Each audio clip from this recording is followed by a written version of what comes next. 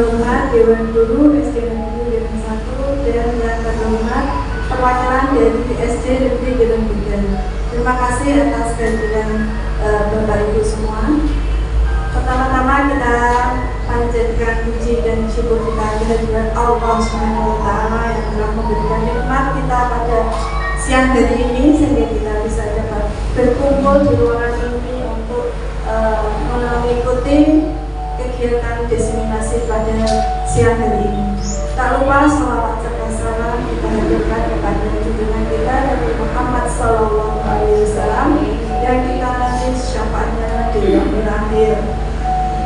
Di sini saya tidak bermaksud untuk menggurui teman-teman semua, tapi saya di sini ingin berbagi pengalaman tentang diseminasi implementasi budaya positif di SD Negeri Geren 1 Kecamatan Ijen.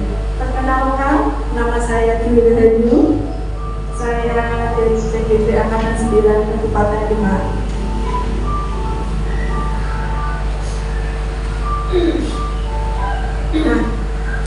Bapak Ibu Guru, sebelum kita mulai, marilah kita tarik nafas, kemudian hembuskan, tenangkan hati dan pikiran, berdamai sejenak semua situasi dalam diri untuk hadir seutuhnya di ruangan ini.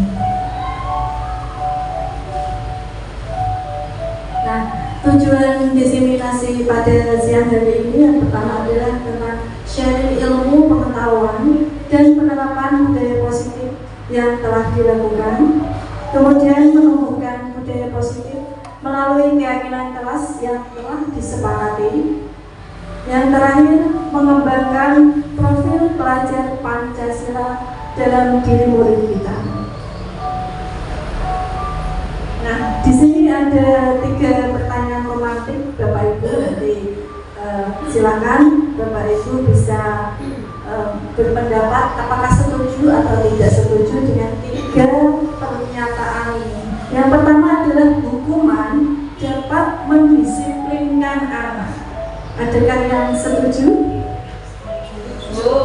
Berarti semua setuju? Setuju semua? Setuju. Tidak ada yang tidak setuju?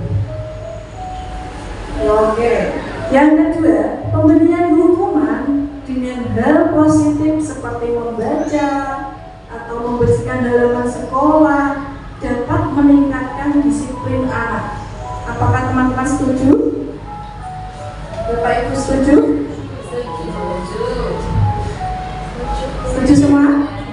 Oke, setuju. Cuman Bapak Seroto setuju juga? Oke.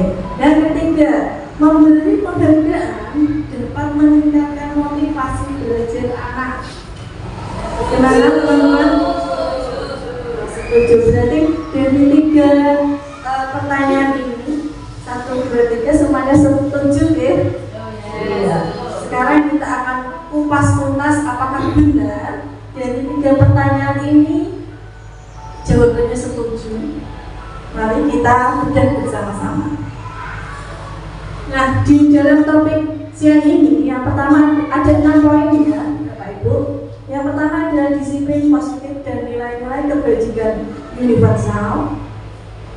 Yang kedua, teori motivasi, hukuman dan penghargaan restitusi. Selanjutnya yang ketiga adanya keyakinan kelas. Yang keempat, kebutuhan dasar manusia dan dunia berkualitas. Yang kelima, restitusi, 5 posisi kontrol. Dan yang terakhir, restitusi segitiga restitusi. Nah, kita coba kupas tentang yang pertama tentang disiplin positif dan nilai-nilai kebajikan universal. Nah, di sini ada gambar apa, Ibu? Kepalan tangan. Nah, kegiatan kali ini tentang perubahan paradigma ya. Kegiatan kepalan tangan. Di sini diibaratkan ada A, ada 2 orang, A dan B. Misalkan saya dengan Anda. Nah, sobeklah secari kertas kecil, tuliskan benda atau sesuatu yang sangat berharga untuk Anda. Ya, kira-kira Anda ingin menuliskan apa di dalam kertas itu? Lalu letakkan di salah satu tangan Anda, tangan kanan atau tangan kiri.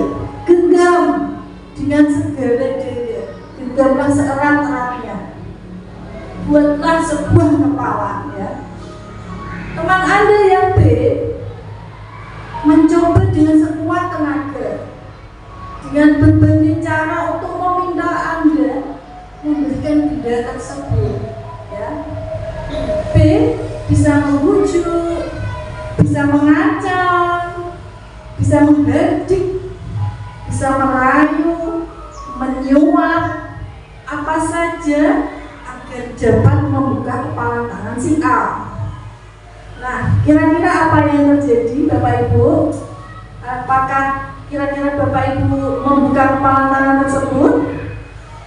Atau dengan sekuat tenaga saya harus bisa mempertahankan isi dari yang saya tulis ini? Silakan bisa diutarakan siapa yang mau.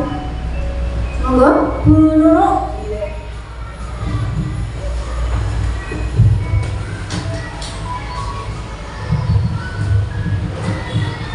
Baik, saya akan memberikan pendapat jika teman saya ingin meminta kepala tangan benda yang ada di kepala tangan saya akan mempertahankan benda yang ada di kepala tangan saya agar tidak diminta oleh teman saya. Saya akan berjuang sekuat tenaga agar tidak jatuh ke tangan teman saya. Jadi kita berikan tepuk tangan untuk ibu kita ini, ya, alhamdulillah. Bu Nunu, misalkan kalau kepala tangan itu isinya uang 2 miliar, Bu. Miliar tulisannya. Nah, yang dia membujuk, Bu, tak kasih tanah, Bu, tak kasih perhiasan 20 miliar. Apakah masih tetap digenggam? Dikasih yang lebih dari yang Anda genggam. Apakah Anda masih tetap menggenggamnya? Saya akan tetap menggenggam. Oke, kita lanjutkan. Nah, Mbak, ya tadi ya. Nah, itu adanya maksud dari genggaman tangan itu yang mengontrol adalah diri kita sendiri, ya, yang mengontrol tentang apa yang ada di dalam diri kita. Motivasi yang ada di dalam diri kita adalah diri kita, bukan orang lain, bukan dengan rayuan, bujukan, gajikan apalagi, bukan, ya, tapi diri kita yang mengubah semua anggapan apapun tentang orang lain, hanya diri kita, bukan orang lain. Gitu ya Bapak Ibu. Nah, ini ada beberapa ilusi kontrol. Yang pertama adalah ilusi guru mengontrol murid. Pasti kita banyak, ya, beranggapan murid itu guru, ya? Karena semua yang dikatakan guru itu harus dilakukan, ya. Apakah setuju? Apakah banyak seperti itu di tempat yang kita lakukan? Bagaimana Ibu In? Setuju? Pasti banyak seperti itu, ya? Oh. Oke, termasuk tempat kita?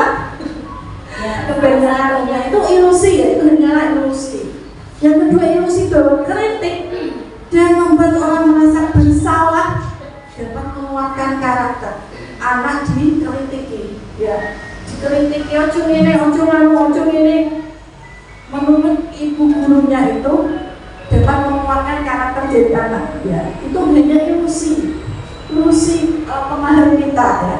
Kemudian ilusi bahwa semua penguatan positif efektif dan bermanfaat.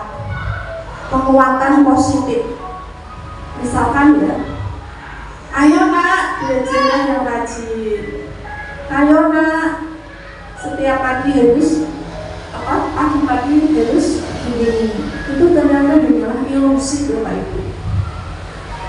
Selanjutnya, ilusi bahwa orang dewasa memiliki hak untuk memaksa. Orang dewasa yang dimaksud adalah kita sebagai Bapak Ibu guru memiliki hak untuk memaksa anak didik kita. Saya punya hak nyuruh murid saya, ayo cepat maca ini dihabiskan ini halaman sekian dan sekian. Nah itu semua adalah ilusi sebenarnya Bapak Ibu. Nah, siapa sesungguhnya yang memiliki kontrol?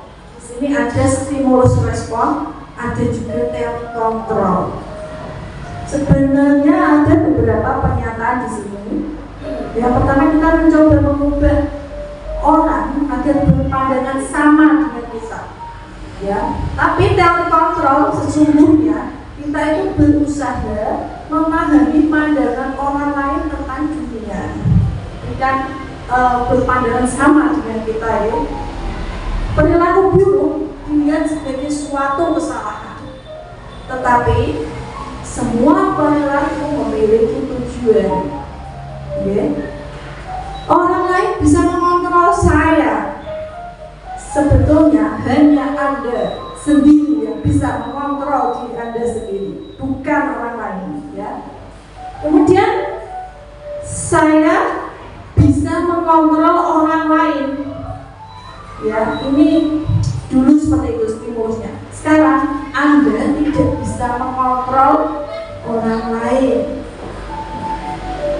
Pemaksaan ada pada saat bujukan gagal. Dibujuk gagal, maka akan dipaksa. Apakah itu masih berlaku?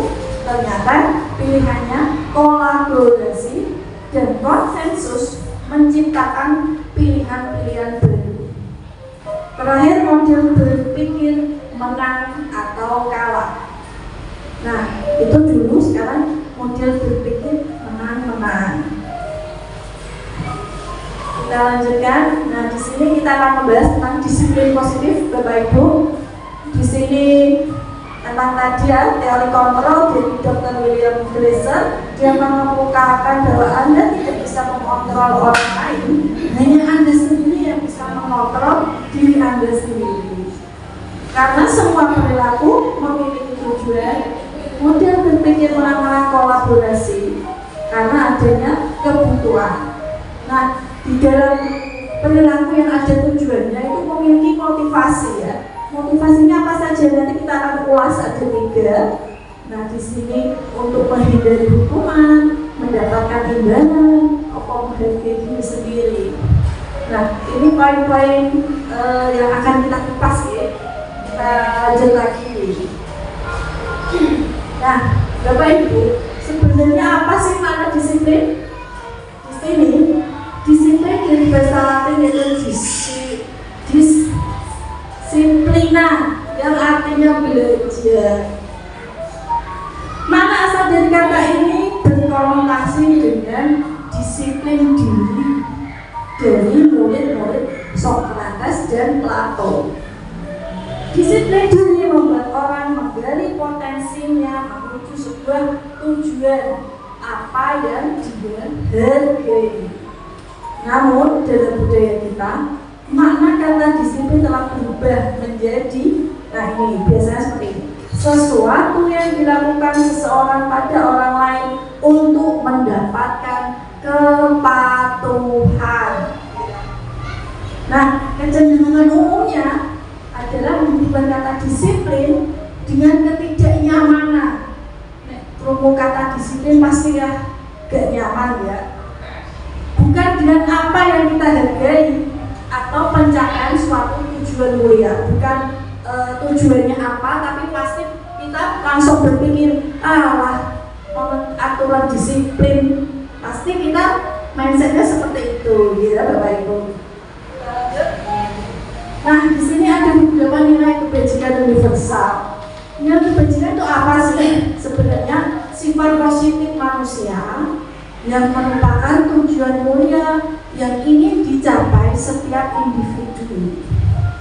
Nilai tersebut bersifat universal dan lintas bahasa, suku, bangsa, agama maupun latar belakang. Semua manusia pasti di dalam dirinya itu ada nilai-nilai kebajikan.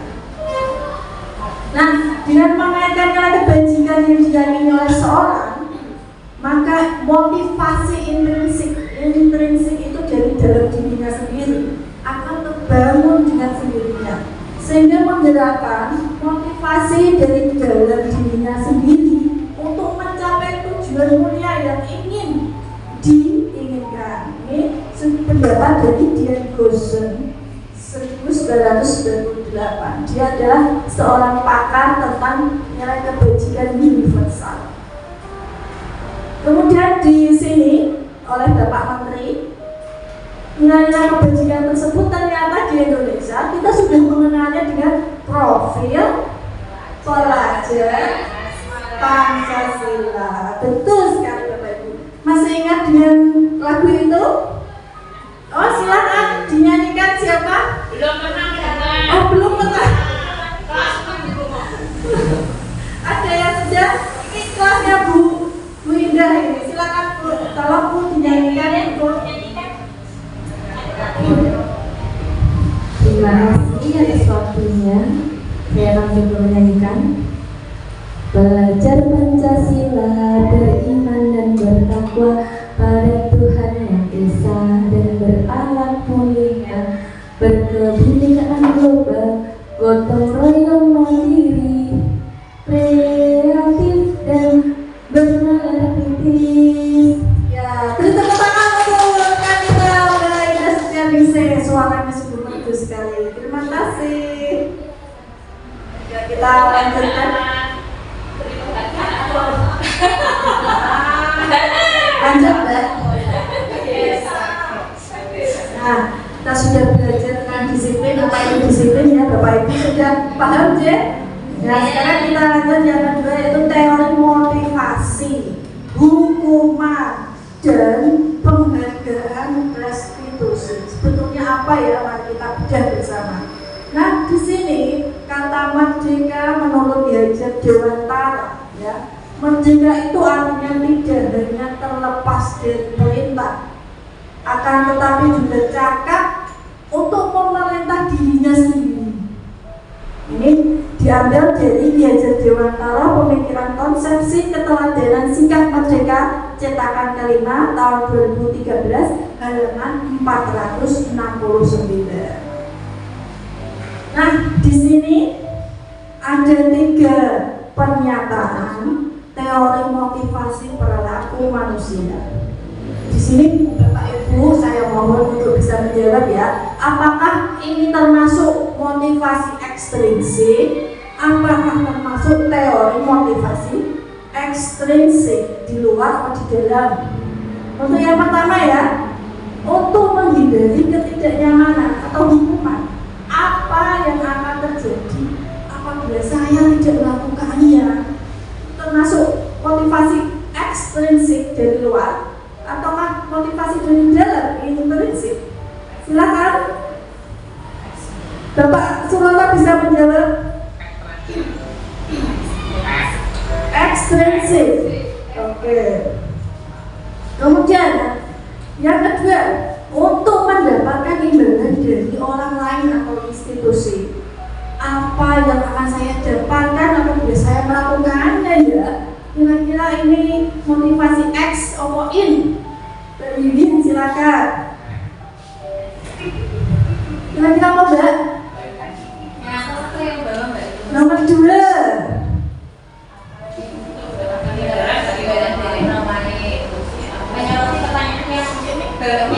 Ya, ini nomor 1 tadi Bapak Suroto, motivasi ekstrinsik. Yang kedua, kira-kira Berlilin apa Mbak? X atau in?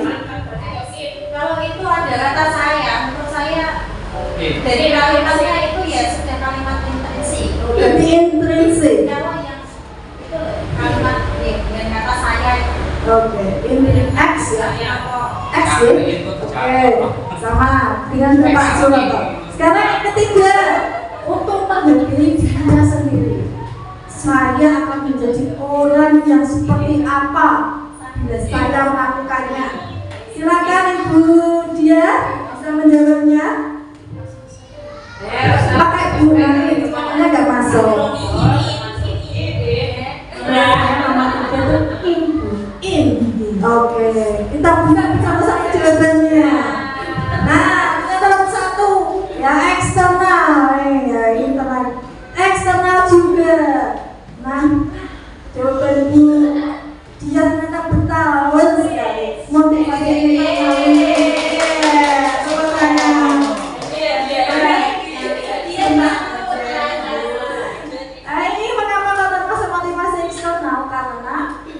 dia menganggap kalau saya akan melakukannya, dia berpikiran seperti ini. Dia akan mikir lagi, aku melakukan ini karena aku tidak nyaman, dan aku menghindari hukuman, dan aku gak dihukum, ya, karena itu ada motivasi eksternal, ya. Kemudian yang kedua, mengapa termasuk motivasi eksternal juga? Karena dia menganggap kalau saya melakukan ini, saya akan mendapat imbalan. Nah, tapi yang ketiga, ini yang paling bagus ya, adalah untuk menghargai dirinya sendiri. Saya melakukan ini untuk apa? Karena saya akan melakukannya untuk diri saya sendiri. Ini adalah motivasi yang paling bagus. Diharapkan nanti semuanya dapat menjalankan motivasi internal. Gitu. Kita lanjut. Nah, di sini ada 3 motivasi perilaku manusia. Yang pertama, tadi untuk menghindari ketidaknyamanan atau hukuman. Mengapa sih? Nah, ini adalah tingkat terendah dari motivasi perilaku manusia. Biasanya orang yang motivasi perilaku untuk menghindari hukuman atau ketidaknyamanan akan berpikir, apa ya yang terjadi apabila saya tidak melakukannya ya. Dia akan berpikir dulu. Sebenarnya mereka sedang menghindari permasalahan yang mungkin muncul dan berpengaruh pada mereka secara fisik.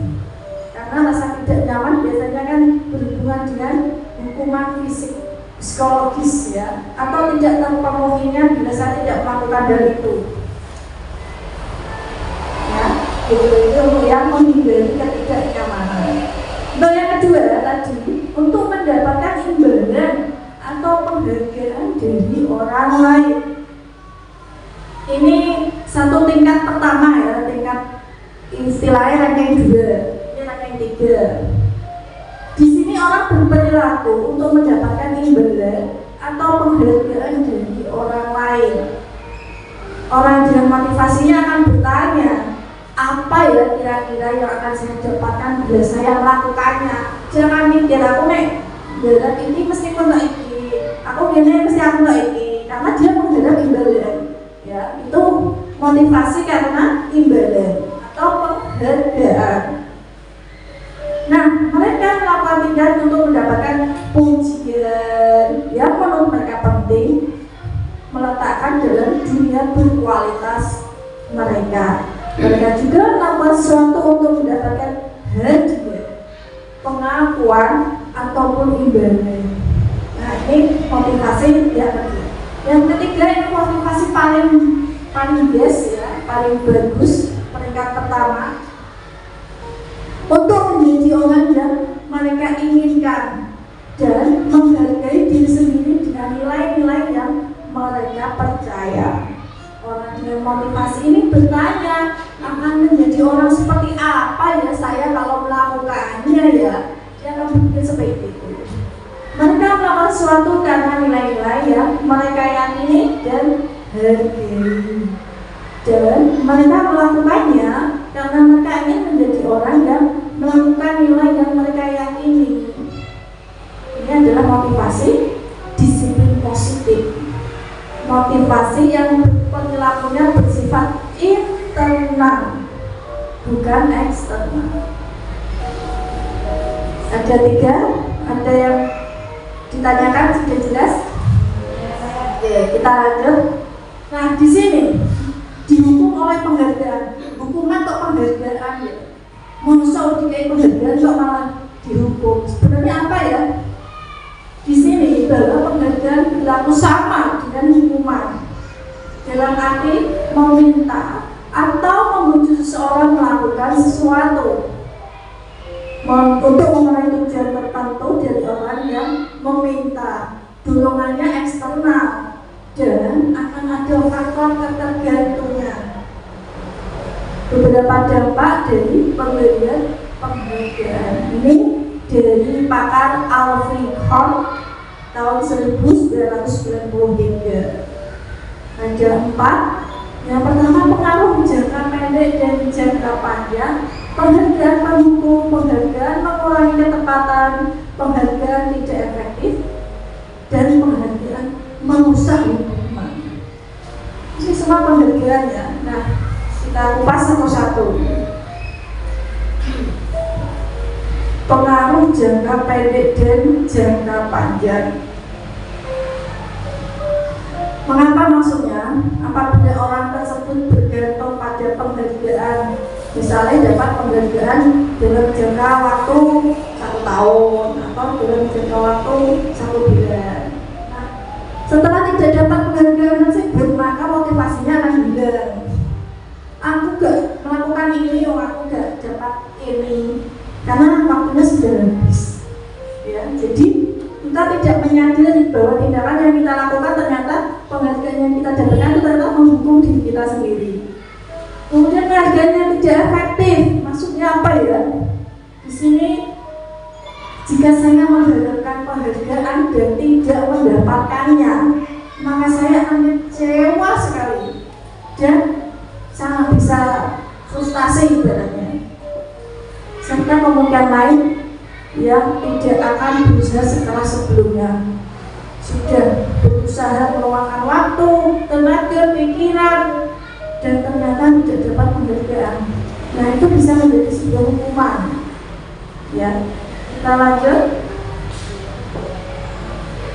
Penghargaan yang merusak hubungan maksudnya apa? Di sini, jika seorang guru sering memberi penghargaan kepada murid-muridnya, besar kemungkinan murid termotivasi hanya untuk menyenangkan gurunya. Mereka tidak akan bersikap jujur dengan guru tersebut. Maksudnya bagaimana? Misalkan, anak-anak, siapa yang bisa mengerjakan ini? Nanti dapat permen. Nah, karena pengen dapat permen, dia mau maju. Setiap hari seperti itu, dapat permen. Giliran ketika gurunya nggak datang, diganti guru yang lain, disuruh maju, dia dapat permen, dia nggak mau maju. Karena apa? Karena nggak dapat permen tadi, motivasi penghargaan tadi dia nggak dapat. Itu ya. Jadi kita sebagai pendidik, sebagai guru, tidaklah harus mengiming-imingi benda apapun. Setiap hari, setiap kita akan melawan, ya anak-anak, siapa yang bisa nanti guru kasih uang 500 atau guru nanti kasih bintang. Nah, itu tidak usah. Selanjutnya penghargaan mengurangi tempatan. Oh iya, monggo Pak.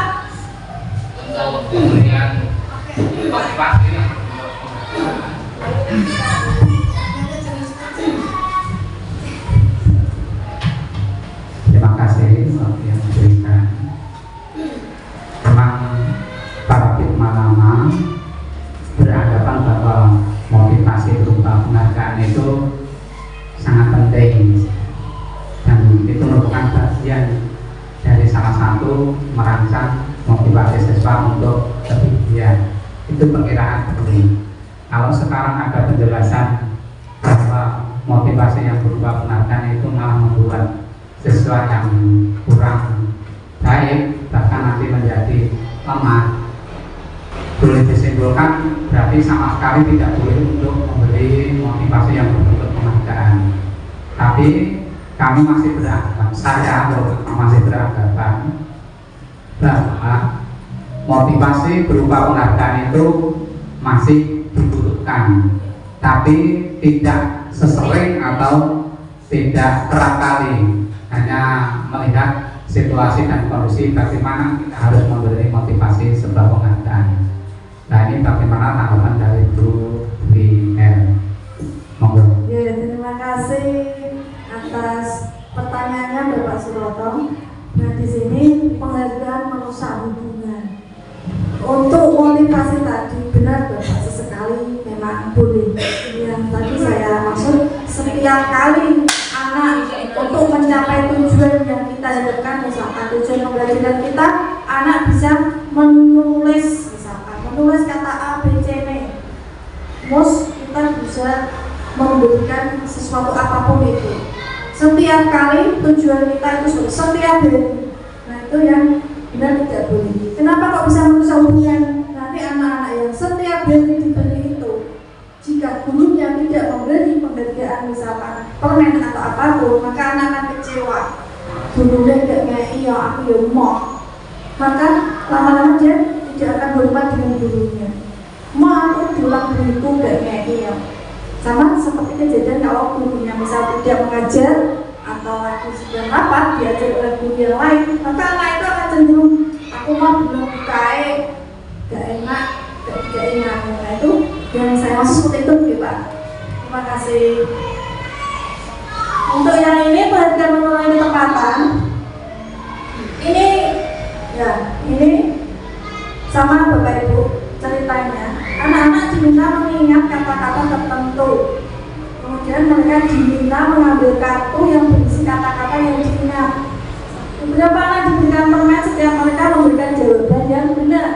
Sebagian yang lain hanya bisa beritahu, oh benar, oh salah. Hasilnya ternyata anak-anak yang mendapatkan permen jawabannya banyak yang tidak tepat dibanding anak-anak yang hanya diberitahu jawabannya. Karena mengurangi ketepatan ya. Ini motivasinya untuk permen, cepet-cepetan. Kasih kartu ini kan tentang hafalan misalnya. Kasih kartu dibuka. Oh tulisannya kaki. Oh. Ayo siapa yang bisa maju? Maju. Jadi apa hurufnya? Hurufnya apa ya Bu? Tangan. Kasih ayo. Permen. Tapi jawabannya ternyata kurang tepat. Kakinya kamu lihat ada belakangnya ada kata apa di situ? Jadi cuma jawab kaki. Karena apa motivasi dapat permen? Pokoknya aku sebenarnya maju untuk permen. Nah itu dapat mengurangi ketepatan. Ya, kita lanjut.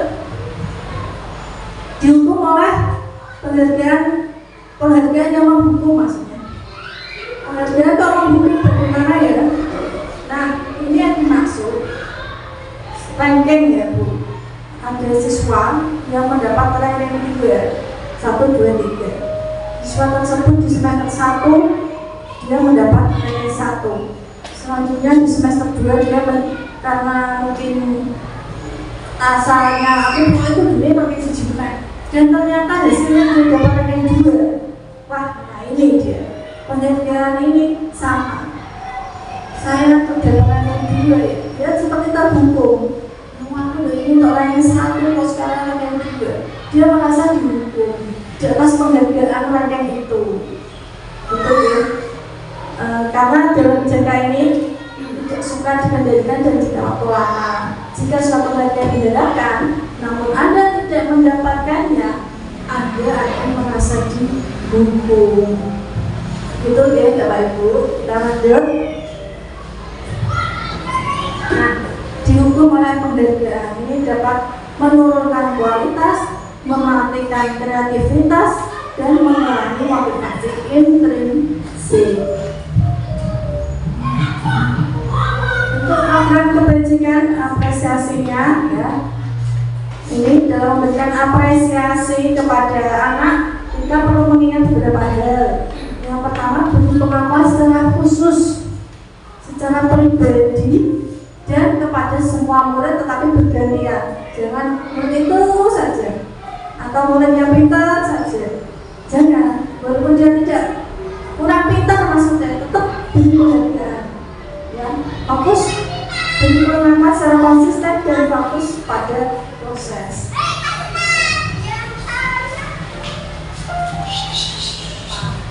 Kemudian ada contoh pengakuan atau apresiasi kebajikan. Ini kalimatnya seperti ini Bapak Ibu.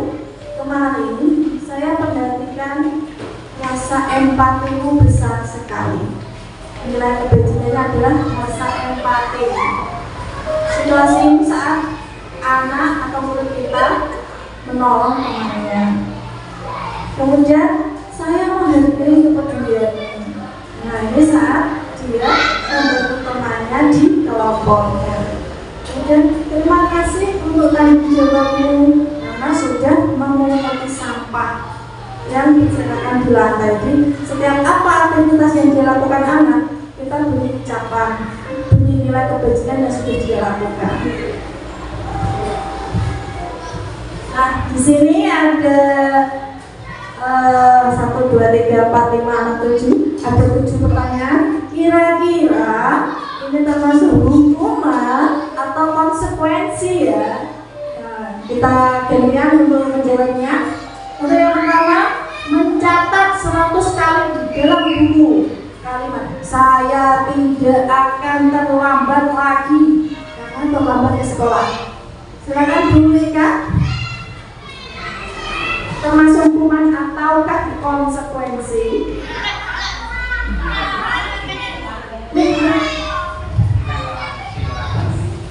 Termasuk apa Bu Eka? Konsekuensi, oke. Silakan yang kedua Bu Mutmainah.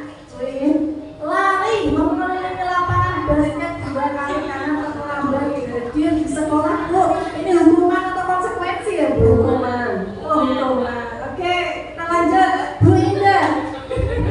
Murid diminta push up 15 kali karena tidak menggunakan masker ke sekolah. Hukuman. Oke, silakan Bu Karnia. Menggantikan kertas tugas teman yang telah dicoret-coret. Konsekuensi. Silakan Bu Sunipa. Membersihkan tumpahan air di meja tulis karena tersenggol pada saat belajar. Hukuman atau konsekuensi, Bu? Konsekuensi. Kita ke belakang, Bu Dia. Murid disuruh untuk tidak mengenakan sepatu seharian di sekolah karena tidak mengenakan sepatu hitam. Apa itu, Bu? Hukuman. Oke, kita lanjut, Bu Nurul. Lari mengelilingi lapangan basket 2 kali karena terlambat 10 menit untuk pelajaran PJOK. Hukuman. Oke, sudah terjawab semua, kita buka isinya. Iya. Ya, ternyata betul ya. Mencatat 100 kali ini termasuk hukuman. Lari termasuk hukuman, Bu, karena ini berupa fisik. Ini juga fisik, tangan yang kerja. Kalau ini murid diminta pusat juga sama, berupa fisik. Menggantikan kertas ini berupa konsekuensi. Karena apa? Kertas tugasnya teman dicoret-coret, jadi dia mengganti. Ini adalah konsekuensinya. Membersihkan tumpahan air, betul sekali tadi adalah konsekuensi. Karena apa? Tersenggol, dia yang menjenggol, maka dia yang membersihkan, itu konsekuensi. Murid disuruh tidak mengenakan sepatu, ini termasuk hukuman fisik ya, karena dia tidak mengenakan sepatu. Nah, siapa yang tahu kenapa ini kok konsekuensi? Betul sekali, karena pelajaran PJOK pemanasannya dengan apa? Mengelilingi lapangan basket 2 kali. Betul, itu bukan hukuman ya, tapi konsekuensi. Terima kasih, kita lanjut. Nah, ternyata ada perbedaan antara hukuman dan konsekuensi, Bapak Ibu. Hukuman itu apa ya? Hukuman ternyata sesuatu yang menyakitkan yang harus terjadi. Sedangkan konsekuensi sesuatu yang memang harus terjadi. Kalau ini dia menyakitkan, membuat anak sakit baik fisik maupun hati untuk jangka waktu yang lama. Sedangkan konsekuensi membuat anak merasa tidak nyaman, tapi waktunya sementara, waktu pendek saja. Kemudian anak akan membenci kedisiplinan. Dengan hukuman anak akan benci. Tadi ya, dengan hukuman sudah fisik dan hatinya sakit, maka dengan sendirinya dia akan membenci kedisiplinan itu. Tapi dengan konsekuensi, anak akan menghargai disiplin. Hukuman bersifat memaksa, paksaan, tetapi konsekuensi adalah stimulus dan tanggapan. Konsekuensi diri yang buruk, hukuman itu konsekuensi dirinya itu akan menjadi buruk di mata teman-temannya. Tetapi untuk konsekuensi, konsep dirinya itu akan menjadi lebih baik di mata teman-temannya. Anak akan belajar untuk menyembunyikan kesalahan dan tidak dihukum. Tapi konsekuensi, anak belajar untuk mematuhi peraturan. Hukuman akan membuat anak marah, bersalah, dipermalukan, dan merasa tidak dihargai.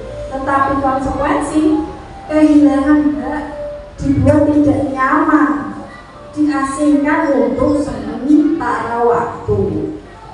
Ya, kita lanjutkan. Nah, di sini apa itu restitusi? Nah, kita lanjut di restitusi. Restitusi adalah proses menciptakan kondisi bagi murid untuk memperbaiki kesalahan mereka, sehingga mereka bisa kembali pada kelompok mereka dengan karakter yang lebih kuat. Restitusi merupakan proses kolaborasi yang mengajarkan murid mencari solusi atas masalah mereka dan membantu murid berpikir tentang orang seperti apa yang mereka ingin menjadi tujuan mulia dan bagaimana mereka harus memperlakukan orang lain menurut pendapat dosen tahun 2004. Di sini Bapak Ibu ternyata ada identitas gagal dan identitas sukses. Identitas gagal adalah hukuman, identitas sukses disiplin ada dua, konsekuen dan restitusi. Tadi kita hanya mengenal hukuman dan konsekuen, sekarang kita lebih mengenal lagi yang namanya restitusi. Hukuman sesuatu yang menyenangkan tadi ya. Kita lanjut ke restitusi. Restitusi itu adalah pilihan Bapak Ibu.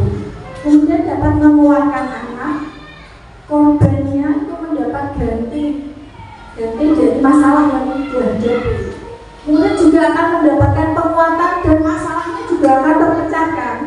Murid juga akan bertanggung jawab atas perilakunya, fokus pada pemecahan masalah jangka panjang dan dengan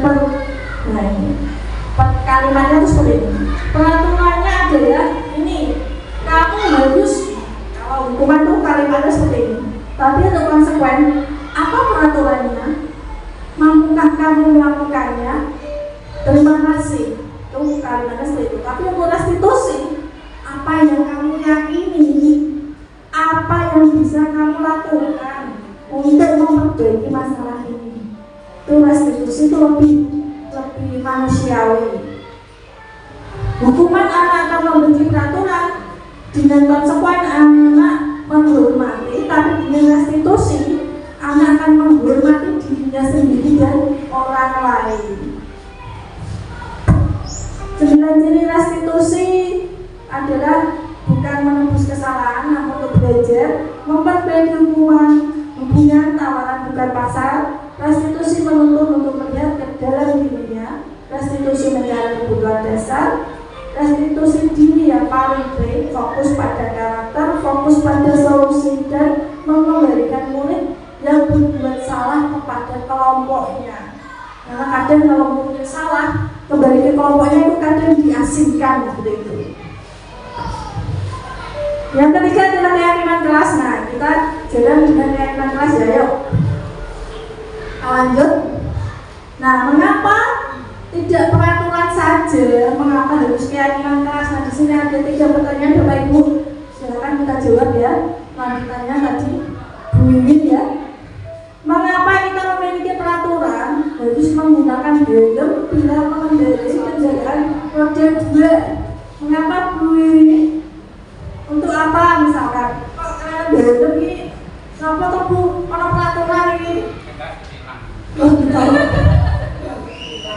Untuk melindungi kepala kalau seandainya terjadi hal-hal yang tidak diinginkan terbentuk kepala, berarti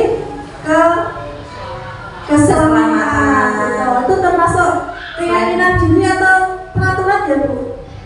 keyakinan diri dan peraturan. Yakin bahwa untuk melindungi diri. Betul ya sekali Bu. Kita lanjut Pak Sumoto. Mengapa kita memiliki peraturan 3M Pak? Menggunakan masker, mencuci tangan, dan menjaga jarak 1,5 meter. Ini termasuk peraturan atau keyakinan Pak? Biar apa sih Pak? Kok harus?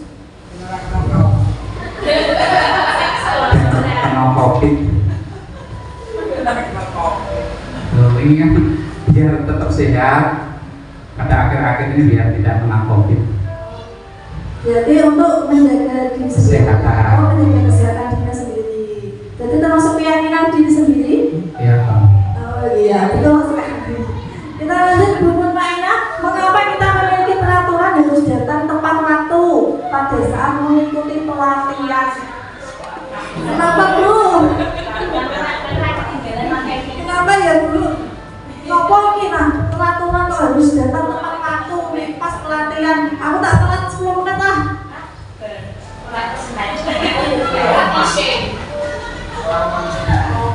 Kenapa ya Bu?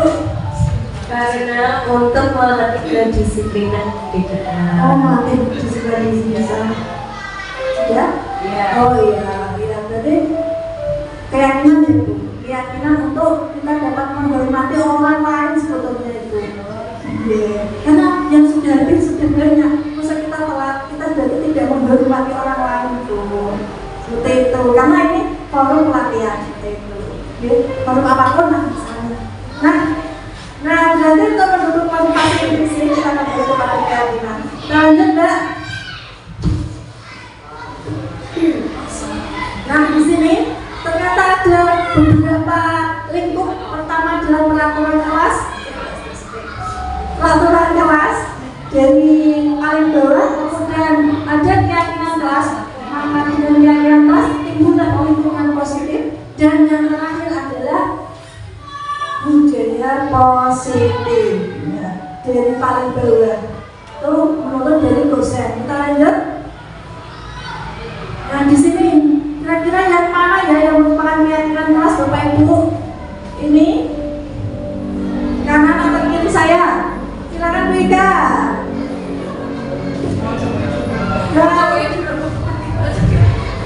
Kanan atau kiri Bu? Datang teman atau mengucapkan salam. Untuk kami dan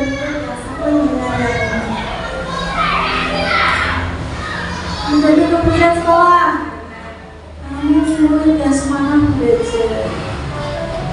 Yang dimaksud keyakinan itu yang mana Bu?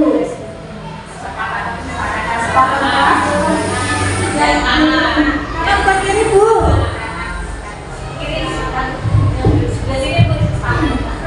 Yang kesepakatan kelas, berarti yang sebelah kanan. Ini tadi kanan. Ini. Oke, tepat sekali Bu Ika. Ini kekotakan. Ya, betul. Mengapa kesepakatan kelas itu dengan kalimat yang positif, bukan kalimat yang negatif? Kita lanjut. Nah, pembentukan keyakinan kelas. Mungkin kita jalan ya, membentuk keyakinan kelas kita masing-masing. Pertama caranya kita buat diskusi dulu pendapat tentang peraturan yang harus disepakati dulu di kelas. Kemudian mencatat masukan misalnya anak-anak di kelas pengen apa, lalu disusun keyakinannya misalkan ya kalimat negatifnya seperti ini. Jangan berlari di kelas atau koridor, tapi diganti dengan kalimat yang positif karena keyakinan itu menggunakan kalimat yang positif. Kalau kalimat negatif ya bukan keyakinan. Perjalanan di kelas atau koridor. Selanjutnya tinggal kembali daftar pendapat anak-anak tadi yang sudah dicatat.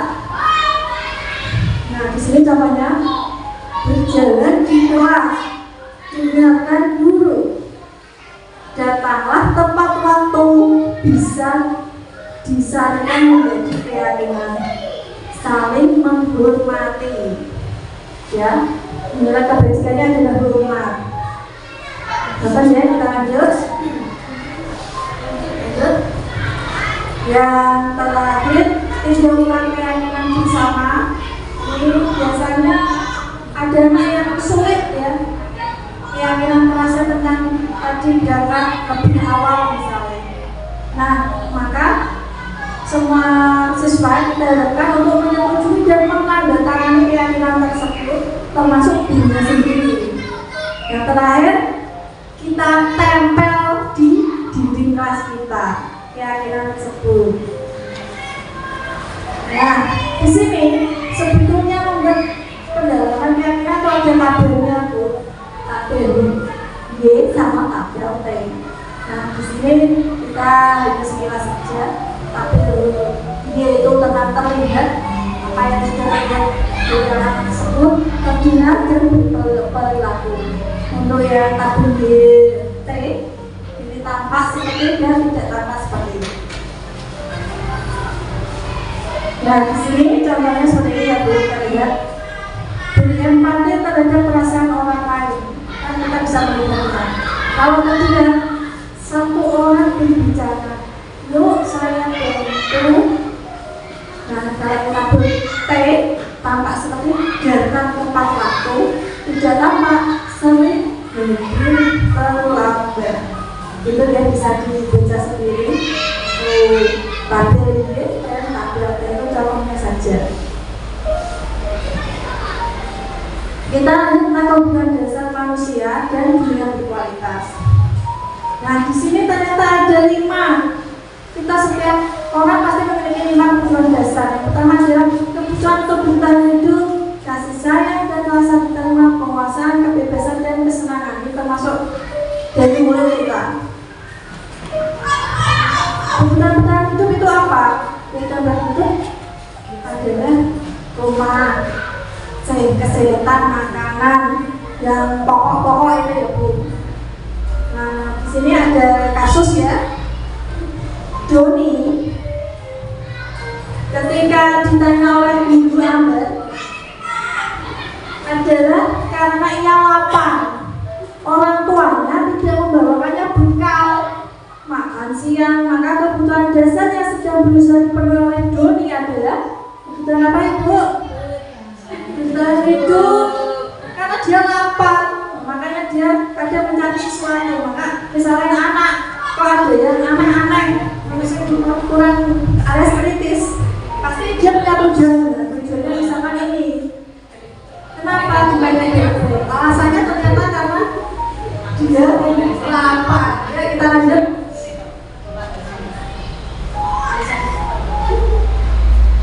Nah, cinta dan kasih sayang nih kebutuhannya. Di sini anak-anak memiliki kebutuhan dasar tentang cinta dan kasih sayang. Doni, kita masih ke Doni. Doni itu punya alasan mengambil bekal temannya. Dia jemput bekal konconi. Tindakannya pada dulunya. Karena dia merasa senang temannya, jadi memperhatikan dia. Karena temannya melaporkan tindakan pada guru. Nah, guru akan memberitahu pada orang tuanya, Bu, punten jenengan itu Bu. Ibu makne koncone terus kok Bu. Ternyata tujuannya apa? Tujuannya adalah Doni. Kalau sudah dilaporkan ke orang tuanya akan apa? Menasihati Doni. Ternyata apa yang dia inginkan? Cinta dan kasih sayang dari orang tua. Ya, punya tujuan itu. Kita lanjut. Tentang penguasaan. Penguasaan biasanya itu, nah di sini Doni merasa hebat karena temannya, jadi takut dengan dia dan menuruti keinginannya. Maka sebetulnya Doni sedang berusaha memenuhi kebutuhan kekuasaan. Koncana bukti, dia menganggap aku berkuasa di sini. Dan tujuannya apa? Dia diakui, dia itu pengen diakui sebetulnya. Maka dia menangkap temannya. Kita lanjut. Ya, kebebasan. Di sini Doni, ya, dia merasa bosan dengan bekal makanan yang dibawakan ibunya. Karena ibunya membawa bekal isinya sego atau kumpul supaya nah, maka dia mencoba makanan temannya dijauhi. Rancanya mame ayam goreng. Nah, maka apa ya? Karena dia berusaha memakai kebebasan. Aku orang pengen makan bawang untuk pikir itu kayak bosan. Nah, ini ada kebutuhan kebebasan dia. Ya lanjut. Nah, ada kesenangan. Kesenangan di sini, Doni itu suka iseng dengan temannya. Dia itu senang banget nek koncone ya. Nah, ini diisengin koncone nangis. Wah, senengnya kok. Nah, ini karena dia merasa bahagia, pengen koncone ini nangis. Ya. Karena ada rasa kesenangan. Ini adalah kebutuhan kesenangan. Merasa senang membagi temannya. Dan kita lanjut.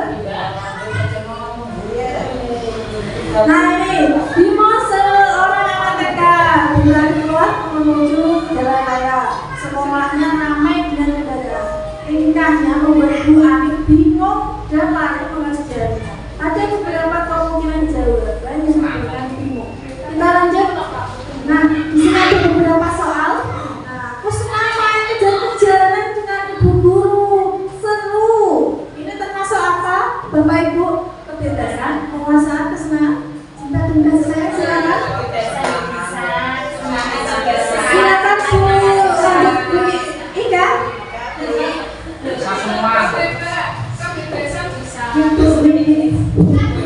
Jawabannya satu saja Bu. Ya, ini termasuk kebutuhan yang apa? Aku senang main kejar-kejaran. Ya kalau pilih salah satu berarti kesenangan. Kesenangan. Coba kita cek jawabannya Bu. Betul. Lanjut. Ibu kejar aku karena ibu guru sayang aku. Silakan Bu.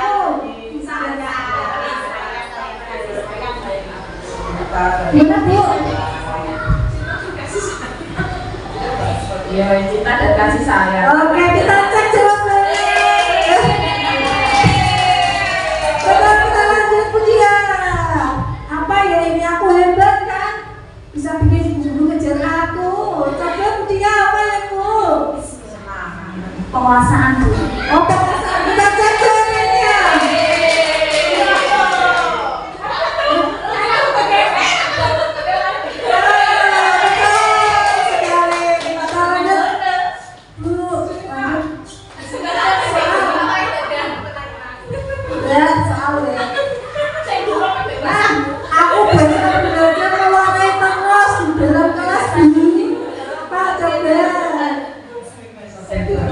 Kebebasan, kita cek jawabannya. Betul, ya maju. Kalau sudah selesai ternyata kita lanjut.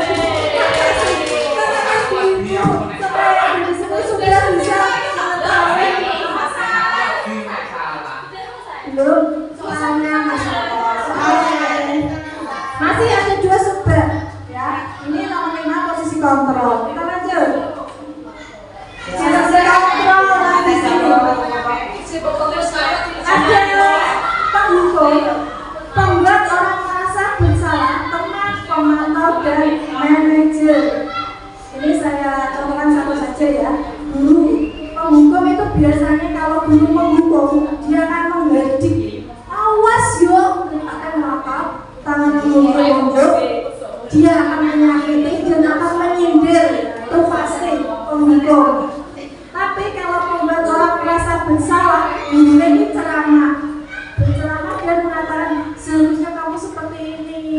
Ya, ibu kecewa sekali. Itu adalah membuat rasa bersalah sama siswanya.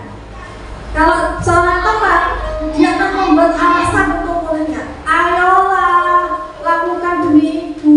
Masa kamu tidak mau? Ayo, benar-benar ibu itu sebagai teman. Pemantau, nah dia itu gurunya suka mengukur buku catatan. Dia akan berkata seperti ini, apa peraturannya? Nah yang terakhir ada manajer, ini posisi yang paling baik. Dia akan mengajukan pertanyaan-pertanyaan.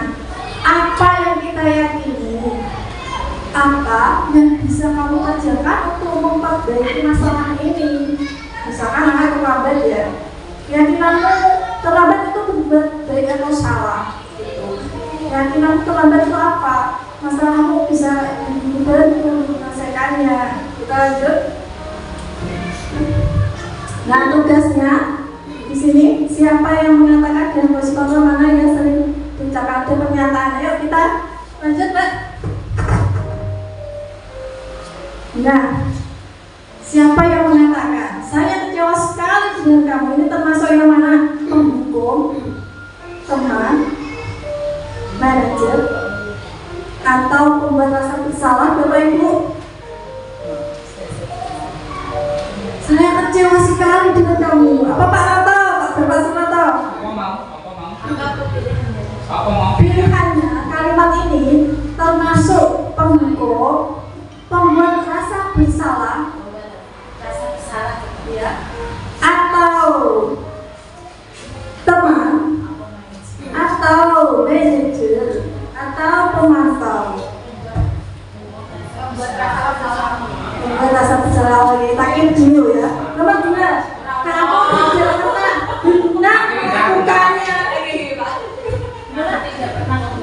Ya, ini nomor 2 apa? Teman-teman. Pendukung.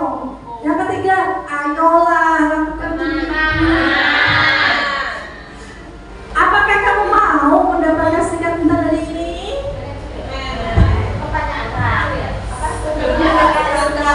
Pendukung membuat rasa percaya. Pemantau. Oke. Bagaimana kamu bisa menyelesaikan masalah ini? Kamu selalu yang paling terakhir. Rasa bersalah. Kita cek jawabannya, silakan.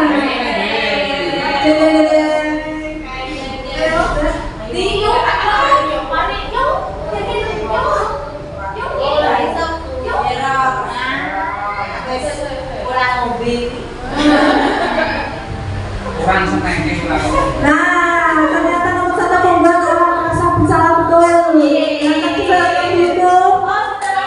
Nah, ini ternyata betul ya. Mantap ternyata. Nah, satu-satunya adalah manajer itu ini. Pendukungnya ada 2. Ini pendukung teman-teman.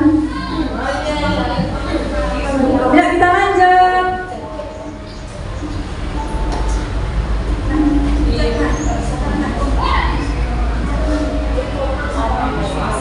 Nah, di sini ada lingkaran yang saling ya, peraturan, pemantau, konsekuensi ada dia. Tetapi dari nilai manajer itu akan memperbaikinya.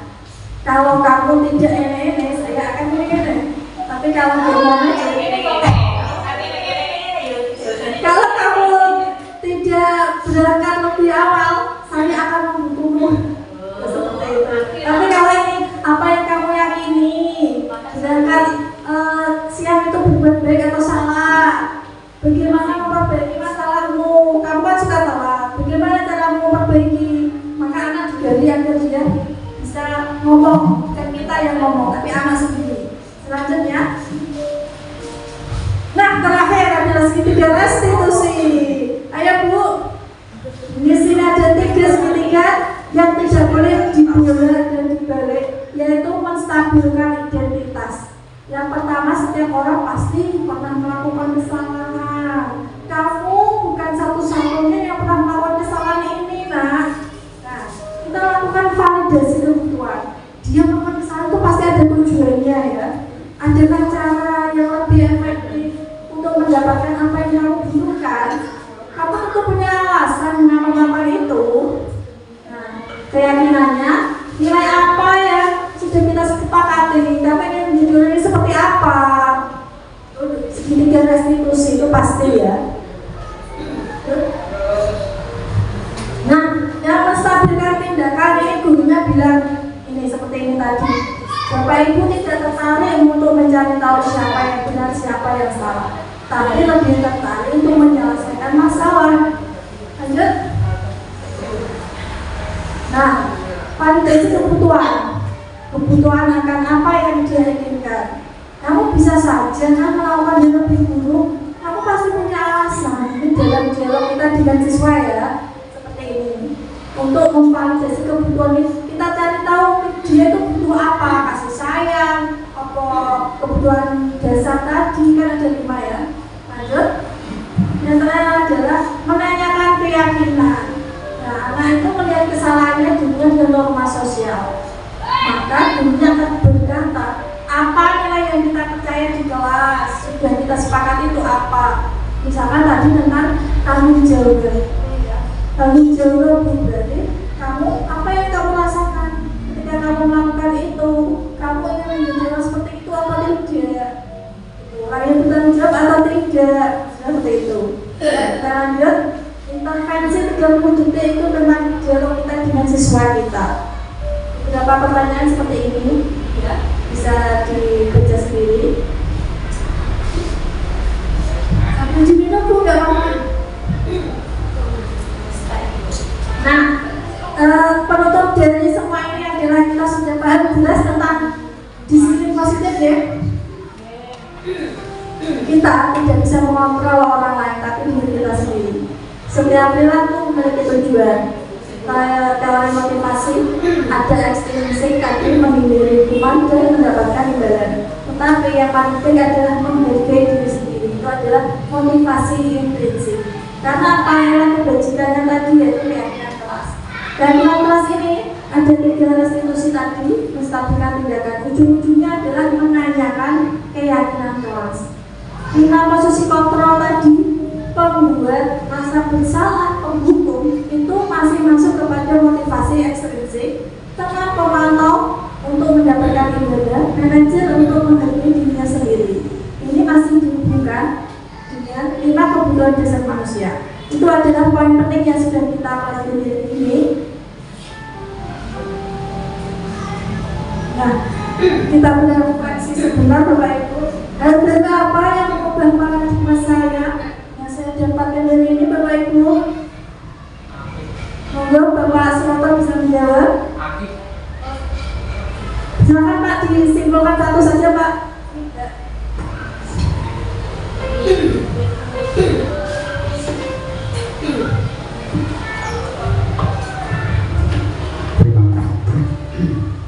Ternyata setelah mendengarkan paparan dari Bu Dwi R tentang budaya positif,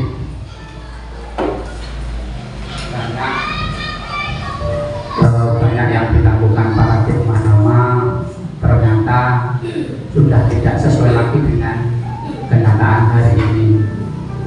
Yang contohnya tadi satu aja itu adalah untuk memancing motivasi anak itu dengan motivasi penghargaan itu ternyata tidak selalu benar. Ternyata malah membuat malas juga bisa, membuat kurang minat belajar juga bisa bila pengajarnya lain. Karena pengajar lain tentu saja tidak tahu apa yang dilakukan oleh guru yang bersangkutan. Dan banyak lagi yang lain, mungkin guru yang lain akan menambah. Terima kasih. Nah, lanjut yang kedua saja ya. Perasaan apa yang muncul selama mengikuti sesi ini, khususnya mengenai makna disiplin dan motivasi intrinsik? Silakan dulu saya persilakan untuk sedikit memberikan pernyataannya. Perasaan saya yang muncul selama mengikuti sesi ini, khususnya mengenai makna disiplin. Ternyata disiplin itu bukan suatu hukuman.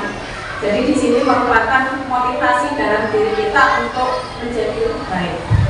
Setuju, terima kasih. Yang ketiga, peran seperti apakah yang saya telah lakukan selama mengikuti belajar ini? Apakah tadi ada 5 peran? Silakan Ibu ini bisa menjawab. Peran seperti apa ya yang setelah saya mengikuti ini? Penghukum atau pemantau, pembebasan bersalah, atau manajer, atau apa? Kira-kira apa Bu? Barang seperti apa yang saya telah lakukan selama mengikuti pembelajaran ini? Sebelumnya itu apa? Sekarang kita berubah, bisa menjadi apa? Kira-kira apa itu? Berarti bukan yang selama mengikuti pembelajaran saat ini ya, tapi setelah ini ya. Yang sebelumnya apa? Sebelumnya apa Bu? Sebelumnya itu apa? Pilihannya apa saja Bu tadi? Tadi penghukum, pembebasan bersalah, teman, pemantau, atau manajer. Mungkin pernah tidak disadari mungkin ya pernah membuat rasa bersalah pada anak juga mungkin pernah. Ini pembebasan bersalah ya Bu? Tapi tidak selalu langsung diputuskan disimpulkan seperti itu Bu. Ya. Tapi saya lebih cocok yang sebagai teman, sebagai manajer tadi. Berarti ke depannya menjadi sebagai manajer atau teman. Untuk ke depannya Bu. Ya sebagai teman, sebagai manajer. Sebagai teman, sebagai manajer ya. Karena tingkatan yang terbaik adalah manajer Bu. Ya, itu kita sebaiknya yang darinya pendukung kita bergeser pelan-pelan, yang darinya pendukung membuat rasa bersalah, kemudian memantau, menjadi teman, menjadi manajer. Ya diharapkan seperti itu. Nah yang terakhir, saya akan menjadi penitia seperti apa setelah mengikuti pembelajaran ini? Kira-kira mau yang sikapnya seperti apa, Bunda? Mau yang seperti apa, Bu?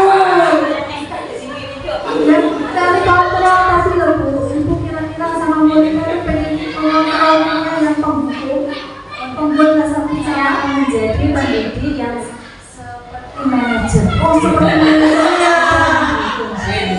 Kita tangan untuk kita semua.